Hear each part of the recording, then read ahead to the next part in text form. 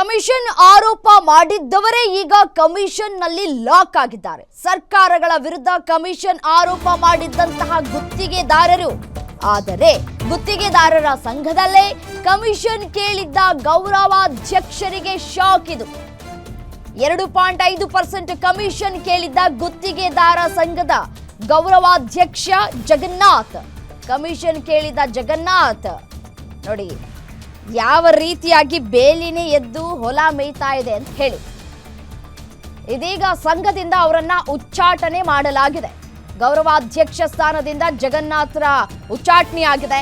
ಗುತ್ತಿಗೆದಾರರ ಸಂಘದ ಅಧ್ಯಕ್ಷ ಮಂಜುನಾಥರಿಂದ ಕ್ರಮವನ್ನ ತೆಗೆದುಕೊಳ್ಳಲಾಗಿದೆ. ಇದೇ ವಿಚಾರಕ್ಕೆ ಕೆಲವೇ ಕ್ಷಣಗಳಲ್ಲಿ ಸಭೆಯನ್ನ ಕೂಡ ನಡೆಸಲಿಕ್ಕಿದ್ದಾರೆ ಮಂಜುನಾಥ್ ಅವರು. ಬೇಲಿಯೇ ಎದ್ದು ಹೊಲ ಮೇಯ್ತಾ ಇದ್ರೆ ಹೇಗೆ ಅಂತ ಹೇಳಿ ಭ್ರಷ್ಟಾಚಾರದ ವಿರುದ್ಧ ಹೋರಾಟ ಮಾಡ್ತಾ ಇದ್ದಂತಹ ಸಂಘದ ಒಳಗೆ ಕಮಿಷನ್ ದಂಧೆ ನಡೀತಾ ಇದೆಯಾ ಅನ್ನುವಂತಹ ಪ್ರಶ್ನೆ ಕಾಡ್ತಾ ಇದೆ. ಅದಕ್ಕೆ ಎಕ್ಸಾಂಪಲ್ ಕೂಡ ಸಿಕ್ಕಾಗ್ಬಿಟ್ಟಿದೆ. ಈಗ ಕಮಿಷನ್ ಅಸ್ತ್ರ ಇವರಿಗೆ ತಿರುಗುಬಾಣ ಆಗೋದ್ರಲ್ಲಿ ಯಾವುದೇ ರೀತಿಯಾದಂತಹ ಅನುಮಾನಗಳಿಲ್ಲ. ಸರ್ಕಾರಕ್ಕೆ 40% ಆರೋಪ ಮಾಡಿದವರು ಈಗ 2.5% ಕಮಿಷನ್ ಕೇಳ್ತಾ ಇದ್ದಾರೆ. ಜಗನ್ನಾಥ್ ಅನ್ನೋದು ಗೊತ್ತಾಗ್ತಾ ಇದೆ. ಸರ್ಕಾರದ ವಿರುದ್ಧ ತಿರುಗಿ ಬಿದ್ದಂತಹ ಗುತ್ತಿಗೆದಾರರ ಸಂಘದಲ್ಲಿಯೇ ಕಮಿಷನ್ ಆರೋಪ, ಕಮಿಷನ್ ದಂಧೆ ನಡೀತಾ ಇದೆ.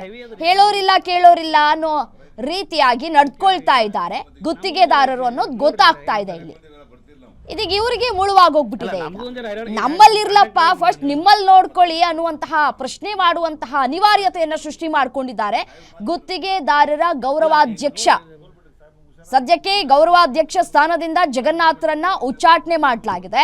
ಇದೇ ವಿಚಾರಕ್ಕೆ ಸಭೆಯನ್ನ ಕೂಡ ಕರೆದಿದ್ದಾರೆ ಮಂಜುನಾಥ್ ಅವರು.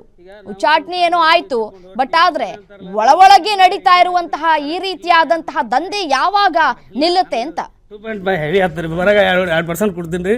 ಈಗ ನೀವು 3% ಅಂದ್ರೆ ಇಲ್ಲ.